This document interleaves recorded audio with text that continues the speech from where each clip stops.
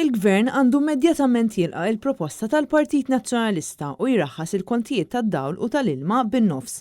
Sostna dan il-kellim tal-Partit Nazzjonalista l-Enerġija Rajin Kallus waqt konferenza tal-aħbarijiet flimkien mad-deputati nazzjonalisti Clotet Buttigieg u Herman Schiavone.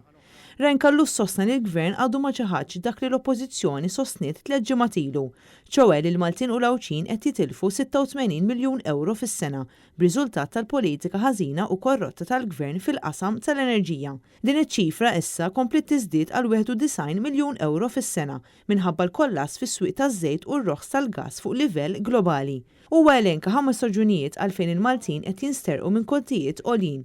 Il-ftehim tal-Labor li rabatna għal 18 il-sena sħaħ, Gvern li bih terselena Malta lil barrani. Il-ftehim mas-sokar li fisser 4 miljun f'commissions kull sena. Id-dil mal-Electrogas mifni bil-korruzzjoni u l-kalkoli ħżiena fil-kontijiet. Raħħas il-kontijiet tad-dawlu tal-ilma illum b'50% deċiżjoni mill-lum li tkun retroattiva mid-9 ta' Marzu illi għadda. Id-deputat Clotet Buttigieg qalet li l-Partit Nazzjonalista qed jappella biex jiżdied il-limitu tal-eko kontribuzzjoni hekk kif il-konsum domestiku tal-elettriku żdied drastikament.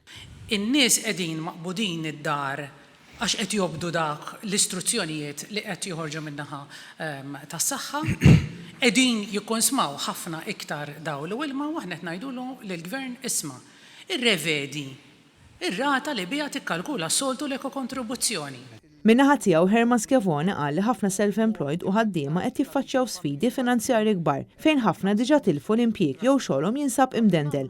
Għalhekk in-negozji għandhom bżonn sosten. Proposta oħra sabiex raħsu ir-renta tal-arloġġi għal dawk in-negozji illi ġew sfurzati għal l-bibin tagħhom u għad għandhom, pereżempju l-freezers illi għadhom għaddejjin. Il-Partit Nazzjonalista qed jinsisti li l-ħaddiema u l-konsumaturi jixirqilhom li jkunu rispettati, speċjalment f'dawn il-mumenti diffiċli li nsab għaddej minnhom pajjiżna.